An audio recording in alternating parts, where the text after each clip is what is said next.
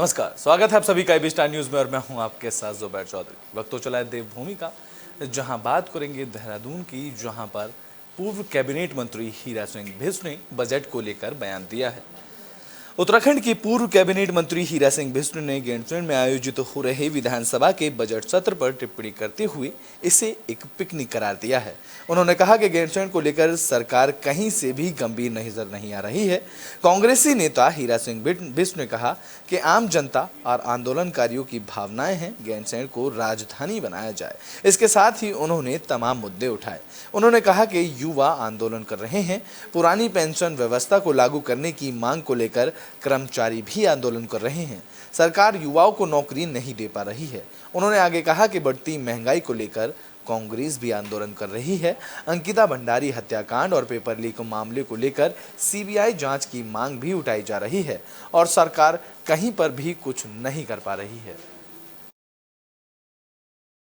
मैं जो सत्र चल रहा है, जो उत्तराखंड राज्य के आंदोलनकारियों की जनता की भावनाएं थी कि गैरसैंण में राजधानी बने, बीजेपी ने ग्रीष्मकालीन घोषणा की, लेकिन ऐसा लगता है कि ये सत्र भी एक पिकनिक की तरह बीजेपी से मना रही है। कोई गंभीरता नहीं है, कुछ वहाँ के हालात पर चर्चा नहीं है। आपने जो कांग्रेस ने बनाया था उसके अलावा एक ईंट तक नहीं वहाँ लगी। तो इस तरह लगता है कि गैरसैंण का मजाक बना रहे हैं लोग। और जिस तरह सत्र चल रहा है, मार पुलिस पीएसी सारे लगा दिए, जनता जगह जगह आंदोलन के तैयार है। कर्मचारी पुरानी पेंशन के लिए प्रदर्शन कर रहे, वन रैंक वन पेंशन के एक्स सर्विसमैन अपना प्रदर्शन कर रहे। कांग्रेस ने भी महंगाई के खिलाफ, अंकिता भंडारी के खिलाफ हत्याकांड की और भर्ती प्रकरण के सीबीआई जांच की मांग की है। तो वहीं बेरोजगार संघ ने भी वो आंदोलन सीबीआई जांच का और बेरोजगारी और तो केंद्रीय नागरिक उड्डयन मंत्री ज्योतिरादित्य सिंधिया 2 दिवसीय दौरे पर उत्तरकाशी पहुंचे। यहां उन्होंने पूजा अर्चना कर आशीर्वाद लिया। केंद्रीय नागरिक उड्डयन मंत्री ज्योतिरादित्य सिंधिया 2 दिवसीय दौरे पर उत्तरकाशी पहुंचे। इस दौरान ज्योतिरादित्य सिंधिया हर्षल घाटी के धराली गांव में वाइब्रेंट विजिल योजना के साथ साथ विकास कार्यों की समीक्षा की, जहां उन्होंने ग्रामीणों से मुलाकात कर इन योजनाओं का फीडबैक भी लिया। तो वहीं उन्होंने धराली में आईटीपी के जवानों से मुलाकात की और उनका हौसला बढ़ाया। बता दें कि हर्षुल घाटी पहुंचने के बाद ज्योतिरादित्य सिंधिया को ने एक फोटो ट्वीट करते हुए लिखा कि हर्षुल घाटी का नाम 2 पर्वत चोटियों से लिया गया है, जो एक जानवर के सींग की तरह दिखाई देती हैं। इस दौरान ज्योतिरादित्य सिंधिया ने कालपु केदार और गंगा मैया की पूजा अर्चना कर आशीर्वाद लिया। इस दौरान केंद्रीय मंत्री ने स्वयं सहायता समूह धराली गांव की प्रशंसा करते हुए कहा कि हमारी मातृशक्ति से उत्कृष्ट उत्पादनों की पैकेजिंग और मार्केटिंग की जा रही है। अलग अलग तरीकों से विभिन्न उत्पादन बनाए जा रहे हैं और आजीविका को मजबूत करने के लिए यहाँ के लोग काम कर रहे हैं।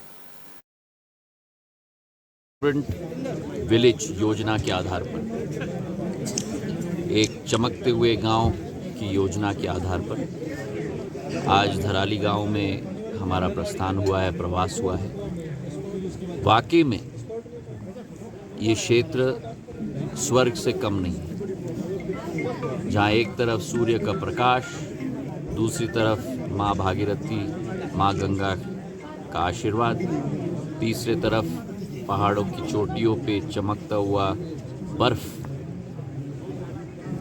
एक रक्षक के रूप में, और एक ऐसा वातावरण जहां एक नई उमंग का असर। तो उत्तराखंड में प्रशासन की तरफ से 4 धाम यात्रा को लेकर तैयारियां की जा रही हैं, जिसको लेकर स्वास्थ्य विभाग में भी मंथन किया गया है।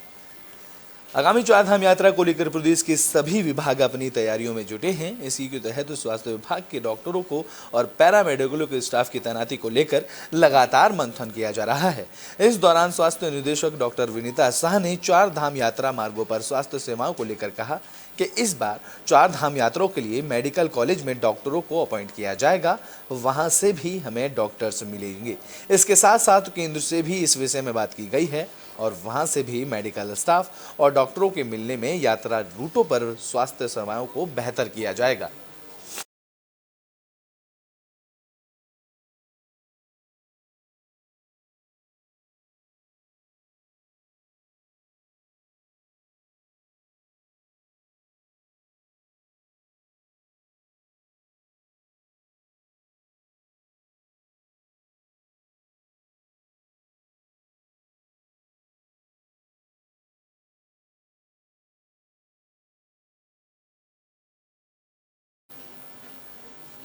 तो उत्तराखंड में फूलदेई पर्व की धूम देखने को मिली, जहां बच्चों ने घरों घरों में घर के द्वार पर फूल सजाए।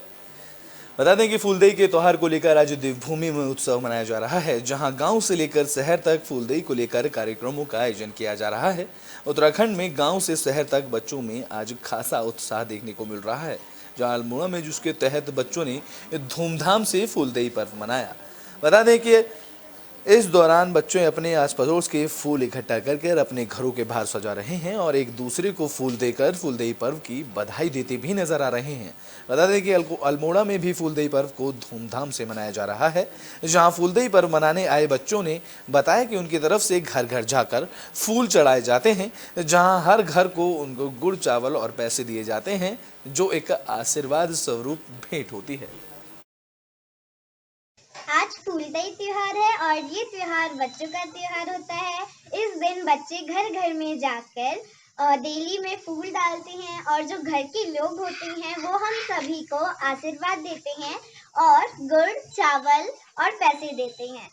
और ये त्योहार उत्तराखंड का त्योहार होता है और इस दिन से हमारा नया साल लगता है।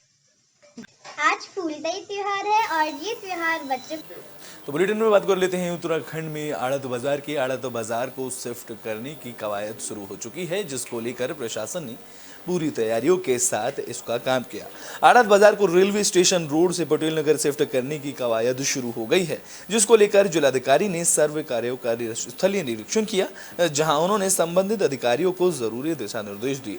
बता दें कि आड़त बाजार को पटेल नगर स्थित बाजार पुलिस चौकी के पीछे शिफ्ट करने का प्रस्ताव दिया गया है, जहां पूरा बाजार शिफ्ट करने के लिए करीब 200 दुकानों की जरूरत पड़ेगी। ये दुकानें 100 से 400 वर्ग मीटर तक की होंगी और इनमें दुकानों के साथ साथ गोदाम भी शामिल होंगे। इस दौरान वहीं जिलाधिकारी ने बताया कि आड़त बाजार के सभी व्यापारी बाजार को शिफ्ट करने के लिए सहमति जता रहे हैं।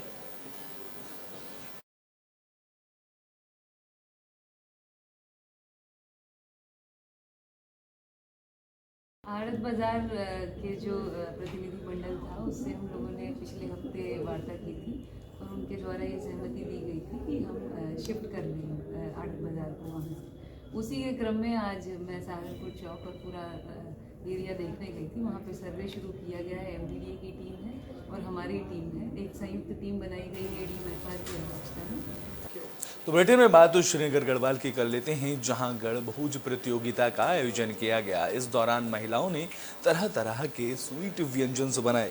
उत्तराखंड के पारंपरिक भोजनों का पहचान दिलाने के लिए श्रीनगर में गढ़भोज प्रतियोगिता का आयोजन किया गया। बता दें कि प्रतियोगिता में 14 महिला समूहों ने हिस्सा लिया, जिसमें से 3 महिला समूह को पुरस्कार भी दिया गया, जहां पर इनके साथ साथ इन व्यंजनों को प्रतियोगिता में मौजूद लोगों को परोसा गया। बता दें कि गढ़भोज प्रतियोगिता में खासकर कूदे की रोटी, भट्टू का साग, कांडली का साग समेत अन्य पहाड़ी व्यंजन का आकर्षक का केंद्र है।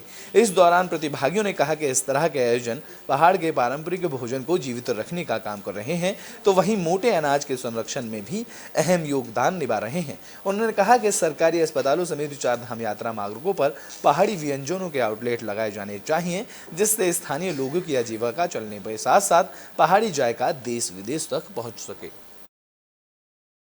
हमने बना रखी है ठगरोटी मतलब अंदर से मंडवा डालना है उसके गेहूं की, उससे ठगरोटी भी बोलते हैं उसको और ढबाड़ी रोटी भी बोलते हैं। एक तो कोदा की रोटी होती है और एक ढबाड़ी रोटी होती है। ढबाड़ी रोटी वो होती है कि बाहर से गेहूं का लगा रहता है, अंदर से मंडवा रहता है, तो उसे ढबाड़ी रोटी बोलते हैं। फिर एक सोयाबीन की काले भट्ट होते हैं ना, काले भट्ट, उसकी भटवानी बना रखी है। तो एक भंजीरा की चटनी है, कंडाली की कापली बना रखी है और मीठा भात है, जंगोरे की खीर है, जंगोरे की खीर भी बना यह है कि हमारे गढ़वाल के खाना में प्रोटीन और अच्छा खाना है। बाहर के लोगों का भी ये कई बीमारियों का ऐसा वो है कि गढ़वाली खाने में, जिससे कई बीमारियां दूर होती हैं। और हमारा खाना हर प्रकार का बना रखा है और इसमें हमारा गैद बना रखा है, चौंसा बना रखा है और खीर बना रखी है, मीठा भात बना रखा है, कनाली की कापली बना रखी है। ये सब ऐसे डिश हमारी बना रखी है, जिससे इस प्रति। तो बुलेटिन में बात और नरेंद्रनगर की कर लेते हैं, जहां पर टनल निर्माण के दौरान हैवी ब्लास्टिंग की जा रही है। इस दौरान हैवी ब्लास्टिंग से लोगों के मकानों और खेतों में दरारें आई हैं। ऋषिकेश कर्णप्रयाग रेलवे लाइन के टनल निर्माण के चलते हैवी ब्लास्टिंग की जा रही है, जिससे बलियाखान और अलाटी गांव में मकानों में जगह जगह पर दरारें पड़ी हुई हैं। मकान और खेतों में दरारें पड़ने के कारण दोनों गांव बर्बादी के कगार पर पहुंचते जा रहे हैं। जहां अटाली गांव में खेतों पर बड़ी बड़ी दरारें पड़ गई हैं। इस दौरान दोनों गांव के ग्रामीणों ने प्रदर्शन किया, जहां प्रदर्शन के चलते टनल का काम रुकवा दिया गया। तो वहीं दोनों गांव के ग्रामीणों ने आरबीएनएल और आईएनएटी के अधिकारियों को मकान और खेतों में पड़ी दरारों की जानकारी दी और उनकी मुआवजे की और विस्थापन की मांग की। जहां डीजीएम भूपेंद्र सिंह ने समस्याओं का हल करने के लिए 17 तारीख का समय मांगा। इस दौरान पीड़ित ग्रामीणों ने कहा कि अगर उनकी समस्याओं का हल 17 तारीख तक नहीं किया गया है तो वह आगे उग्र आंदोलन करने को मजबूर होंगे।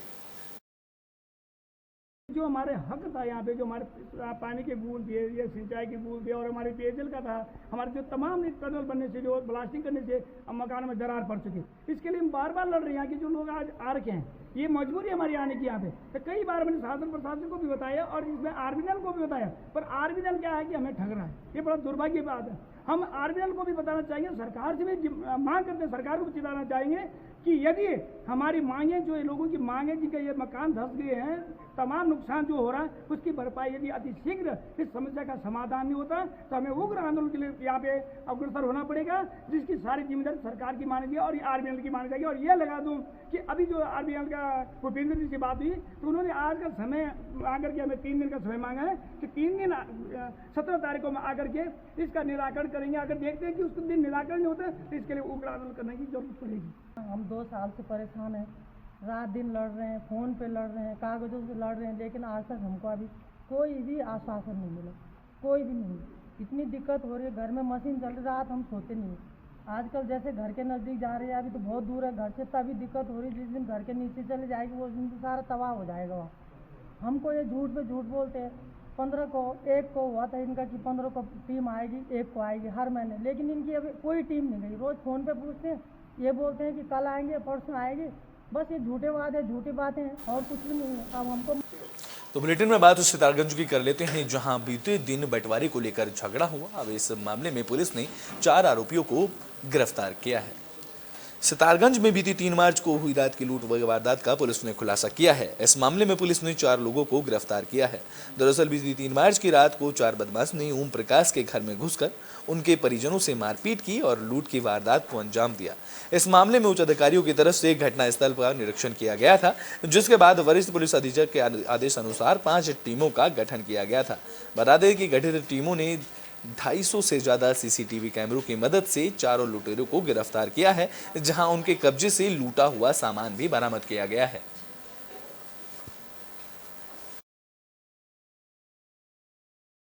आज सितारगंज पुलिस द्वारा बहुत बेहतरीन काम करके प्रोफेशनल पुलिसिंग का नज़ारा दिखाते हुए 2 और 3 की रात्रि को जो भीषण मतलब एक तरफ से बहुत ही संगीन और भीषण जो लूट हुआ था उसका खुलासा किया जा रहा है।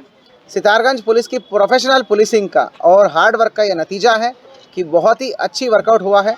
हुआ क्या था कि 2 और 3 की मध्यरात्रि को 11:30 बजे के आसपास एक अज्ञात 4 लुटेरों ने, वादी श्री ओम प्रकाश है, ओम प्रकाश पुत्र बाबूराम निवासी गोविंदपुर थाना सितारगंज, उसके वादी जो है ना, उसके बेटे का हाल ही में शादी हुआ था, तो नई दुल्हन और सारे पूरा रिश्तेदारी सभी वहीं थे।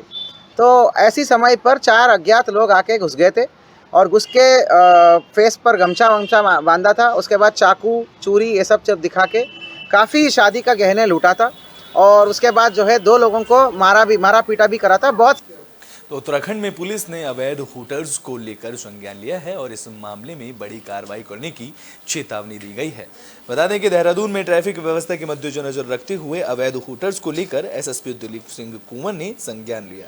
दरअसल लगातार मिल रही शिकायतों की वजह से एसएसपी ने संज्ञान लिया, जिसको लेकर गाड़ियों पर हूटर या रंगीन कलर के शीशे लगाने पर कड़ी कार्रवाई के निर्देश दिए गए। इस दौरान एसएसपी दिलीप सिंह कुंवर ने कहा कि अगर कोई व्यक्ति अपनी गाड़ी पर हूटर या रंगीन कलर के शीशे लगाकर घूमता है तो उसके खिलाफ कड़ी कार्रवाई की जाएगी। इसके अलावा जो अधिकारियों के ड्राइवर हैं, अगर वे अधिकारियों के अनुपस्थित में हूटर का प्रयोग करते हैं तो उनके खिलाफ भी कड़ी से कड़ी कार्रवाई की जाएगी। मेरे संज्ञान में आया है कि काफ़ी प्राइवेट गाड़ियों में लोगों ने हूटर लगाया हुआ है अनऑथराइज्ड ढंग से, वो लगा नहीं सकते हैं। तो उसके संदर्भ में मैंने कार्रवाई करने के लिए मैंने कही है। दूसरा, काफ़ी लोगों ने अपने प्राइवेट वाहनों में वो कलर्ड फिल्म लगा करके जो है वो बिल्कुल लगा करके गाड़ी चला रहे हैं। ऐसे ही इन गाड़ियों का इस्तेमाल बेसिकली गलत काम के लिए होता है। अगर आप पाक साफ हैं तो बिल्कुल भाई क्या दिक्कत है, कोई इसी से कोई ढकने की क्या ज़रूरत है। तो इन वाहनों का इस्तेमाल गलत काम के लिए होता है। तो इन दोनों प्रकार के वाहनों के खिलाफ कार्रवाई करने के लिए मैंने कहा है, कार्रवाई की जा रही है। और इन गाड़ियों को अगर कोई मिलता तो सीधे बहुत प्रभावी कार्रवाई करने के लिए मैंने बताया। बुलेटिन के आखिरी में बात उत्तरकाशी की कर लेते हैं, जहां नारून गांव में अचानक भीषण आग लगी। इस आग में 3 मकान जलकर राख हो गए। बता दें कि मूरी के नूरानू गांव में 3 मकान जलने की सूचना मिली, जहां मौके पर पहुंची दमकल विभाग की टीम ने कड़ी मशक्कत के बाद आग पर काबू पाया। बता दें कि शॉर्ट सर्किट के चलते एक मकान में आग लगी थी। आग ने देखते ही देखते अपना विकराल रूप धारण किया, जहां आसपास के दोनों मकानों को भी आग ने अपनी चपेट में लिया, जिसके बाद मौके पर पहुंची दमकल विभाग की टीम ने कड़ी मशक्कत के बाद आग पर काबू पाया।